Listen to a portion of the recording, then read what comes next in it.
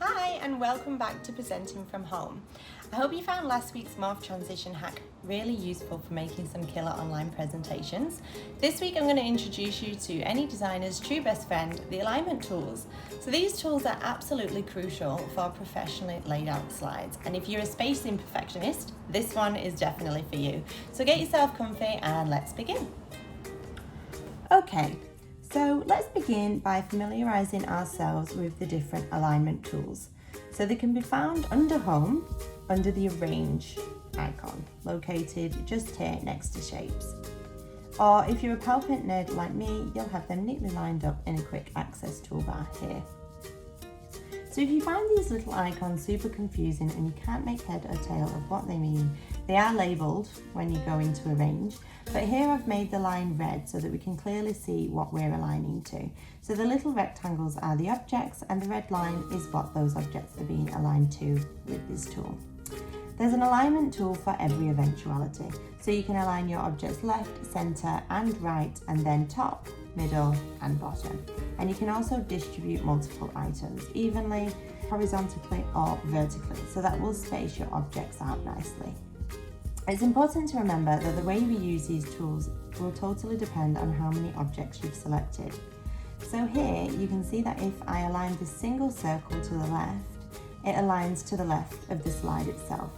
But if I select two circles, they align to the object positioned most to the left.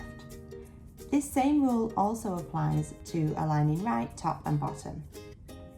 When aligning a single object to the center, the same single object rule applies as before. So that means that the object will align to the center of the slide, either horizontally or vertically.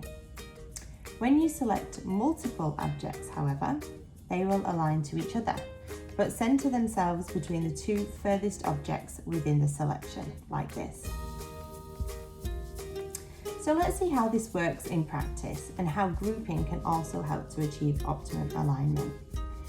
I want to use these elements to create a slide called Things to Do in Quarantine. I've got 4 nice colourful circles, 4 icons and 4 text boxes, all created here in PowerPoint. So there's a few different ways that you could probably go about this, but here's what I think will be easiest. So first of all, I'm just going to pop these icons into each circle, just roughly. And then I'm going to use the center alignment tools to get them perfectly centered. So horizontal, and then the vertical, and then done. So I'll just do that for each of these. So now we need to group these icon circles together so that they become one object. And this makes it easier for PowerPoint to align them to each other. So select both objects and right click to select group, and that will just group the objects together. Or if you'd like a shortcut, then on PC you can select Control and G. So next I'm just going to position everything roughly where I want things to be placed on the slide. And I'm going to use the Align to Middle tool to align the icons horizontally to each other. And then I'm going to do the same with the text boxes. So now the space between the icon and the text boxes is equal on each icon set. So you can see that vertically they're not quite spaced apart perfectly just yet, but we'll move on to that in a second. But first of all, I want to center align each text box so that it's sitting very neatly and centrally underneath the respective icon. So now we've got 4 icon sets, each with a text box, and the final step is to align them to each other, and then align those to the slide.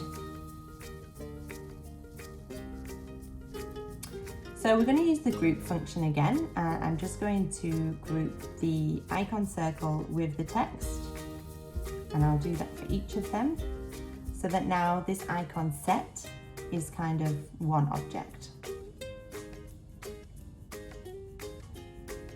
And now that you've got the 4 icon sets as an object each, you can use the horizontal distribution to space them evenly to each other. So you can see now that just in between each icon, there's the perfect and equal amount of space. So last but not least, you're just going to want to group the entire lot together and centralize to your slide. So there you have it, any designer's secret to perfect alignment. Have a play and keep practicing, as they might take a little while to get used to, but I promise you they're well worth getting to know. If you're hungry for more tips and tricks, talk to the PowerPoint experts here at Presentation Studio. We write and design beautiful PowerPoints, and we can even train you how to do that brilliantly too. Check us out at www.presentationstudio.com. And as always, I'd really love to hear your feedback on what else you'd like to learn, so leave us a comment or drop us a line at hello@presentationstudio.com. And in the meantime, thank you so much for watching. Stay safe, stay home, and most importantly, stay connected. Bye!